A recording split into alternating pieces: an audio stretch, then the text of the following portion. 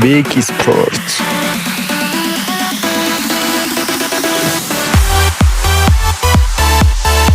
ዕለታዊና አጫጭር ስፖርታዊ ትላንት በተደረጉ የአውሮፓ ቻምፒየንስ ሊግ ጨዋታዎች ፒኤስጂ በሜዳው ሊቨርፑልን አስተናግዶ 2-0 በሆነ ውጤት ሲያሸንፍ በመጀመሪያው አጋማሽ ዱዌ መሪ ያደረገችውን ግብ ሲያስቆጥር በሁለተኛው አጋማሽ ክራቫስኬሊያ ሁለተኛውን ግብ አስቆጥሮ 2-0 በሆነ ውጤት ተጠናቋል። በጨዋታውም ላይ ፒኤስጂ እጅግ ድንቅ እንቅስቃሴ ያሳዩ ሲሆን 18 ሞክረው 6ቱን ታርጌት ያደረጉ ሲሆን በጣም ብዙ ሙከራዎችን አድርገው ብዙ በመሳታቸው ነው እንጂ የጎል ልዩነቱም ከዚህ የሰፋ ሊሆን ይችል ነበር። በሊቨርፑል በኩል እጅግ ደካማ ነበሩ። ከአሰላለፍ ጀምሮ 5-3-2 ነው የተጠቀሙት። ሊቨርፑል በጨዋታው ላይ ምንም አይነት ኦን ታርጌት ሳይሞክር ነው የወጣውና በጣም ለሊቨርፑል ነገሮች የከበዱ ይመስላሉ።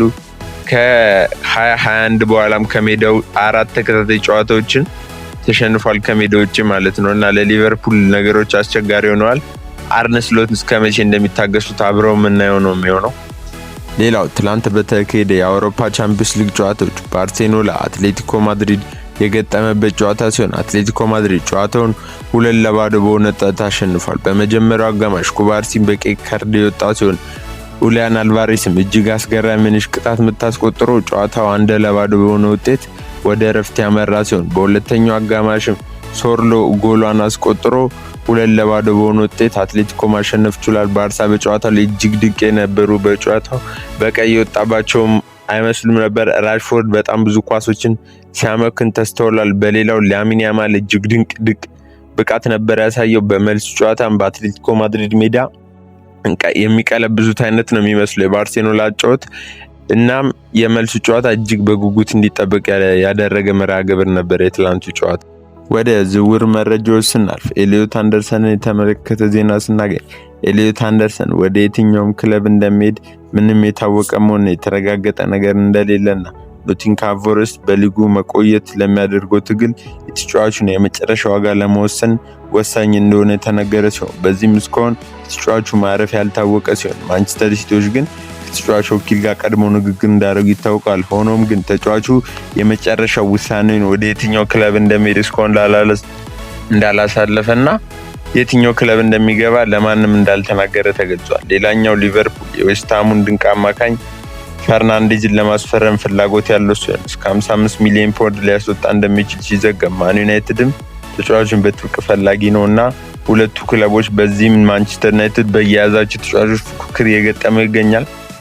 በኤሊዮት አንደርሰን ሲቲ መጥቶበታል። አሁን ደግሞ ሌላኛው በሚፈልገው ማቴዎስ ፈርናንዴዝ ላይ ሊቨርፑል ብቅ ብሏልና የተጫዋቹ ፈላጊ ሆኗል። እስከ 55 ሚሊዮን ፓውንድም ለተጫዋቹ ወጪ ሊያደርግ እንደሚችል ተዘግቧል።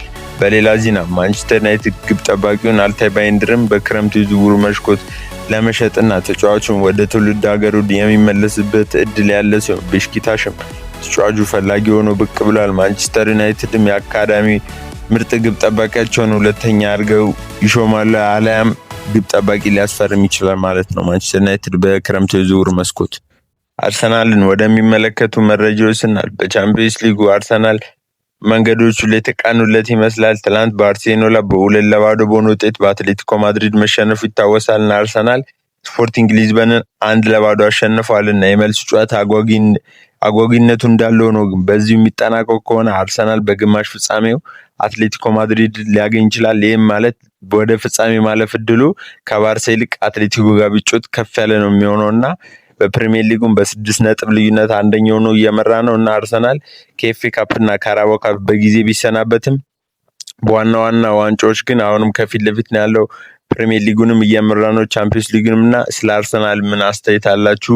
አርሰናል ፕሪሚየር ሊጉንም ቻምፒየንስ ሊጉንም ይበላል ወይስ ከሁለት አንዱን ነው የሚያገኘው የሚለውን ሐሳብ አስተያየታችሁን ኮሜንት ላይ ማድረግ እንዳይረሳ። የምንሰራው ፕሮግራም ከተመቻችሁ ላይክ፣ ሰብስክራይብ፣ ሼር ማድረግ እንዳይረሳ። መልካም ቀን።